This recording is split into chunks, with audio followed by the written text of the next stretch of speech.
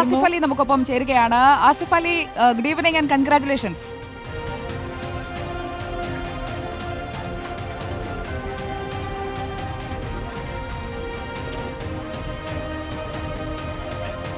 Thank you. കിഷ്കിന്ധാകാന്ഡത്തിന് award പ്രതീക്ഷിച്ചിരുന്നില്ലേ എന്ന് ചോദിച്ചാൽ അതൊരു ഒരു ക്ലീഷേ ക്വസ്റ്റ്യൻ ആയി പോകും.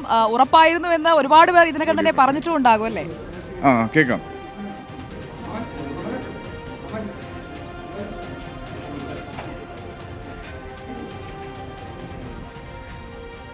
അതെ, തീർച്ചയായിട്ടും കിഷ്കിന്ധാകാന്ഡവും ലെവൽ ക്രോസും ഈവൻ അഡിയോസ് അമീഗോ, രേഖാചിത്രം ഇതെല്ലാം ഈക്വലി പ്രതീക്ഷകളുണ്ടായിരുന്ന സിനിമയായിരുന്നു. മികച്ച അഭിപ്രായം കിട്ടിയ ക്യാരക്ടേഴ്സ് ആയിരുന്നു. അപ്പോൾ അതുകൊണ്ട് തന്നെ സ്വാഭാവികമായിട്ടും എനിക്ക് പ്രതീക്ഷകൾ വാനോളമായിരുന്നു. പിന്നെ എഗെയിൻ എല്ലാ വർഷവും ഇത്തരത്തിലുള്ള ആഗ്രഹങ്ങളുണ്ടായിരുന്നു. അതിനുള്ള സിനിമകൾ കിട്ടിയിട്ടില്ല. പക്ഷേ കഴിഞ്ഞ വർഷം വളരെ കോൺഫിഡൻസ് ഉള്ളൊരു വർഷമായിരുന്നു. അപ്പോൾ അതിലൊരു അംഗീകാരം കിട്ടി. അത് കൃത്യമായി ആളുകളിലേക്ക് എത്തുകയും ആളുകൾ ഇഷ്ടപ്പെടുകയും അത് അംഗീകരിക്കുകയും ചെയ്തു എന്ന് പറയുന്നതിൽ ഒരുപാട് സന്തോഷമുണ്ട്. ശരിക്കും 2024 ആസിഫിന് ഒരു ഹാപ്പി ഇയർ ആയിരുന്നു അല്ലേ? പെർഫോമൻസുകൾ സംബന്ധിച്ചായാലും വ്യത്യസ്തമായ വേഷങ്ങൾ, വ്യത്യസ്തമായ സിനിമകൾ, അത് ആരാധകർ ഏറ്റെടുക്കുന്നു. അങ്ങനെ നോക്കിക്കഴിഞ്ഞാൽ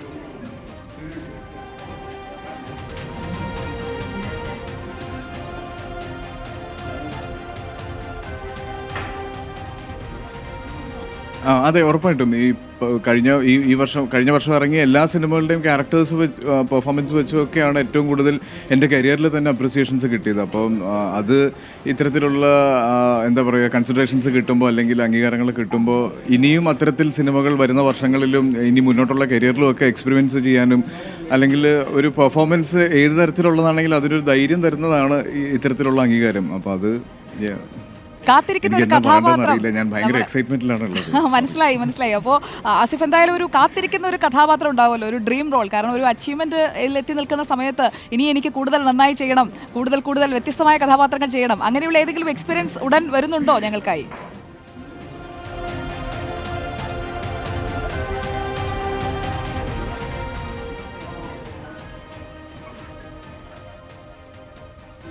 അങ്ങനെ ചോദിച്ചാൽ എനിക്ക് ആളുകൾക്ക് ആസ്വദിക്കാൻ പറ്റുന്ന രീതിയിലുള്ള ക്യാരക്ടേഴ്സും സിനിമകളും ചെയ്യണം തന്നെയാണ് ആഗ്രഹം. അപ്പം ഒരു particular ക്യാരക്ടറൊന്നുമില്ല.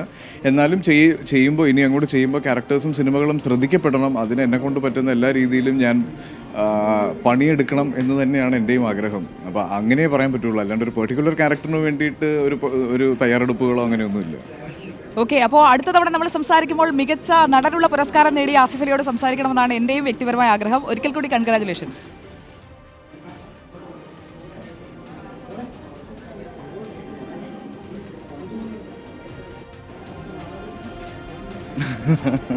Thank you so much. Okay, thank you Asif.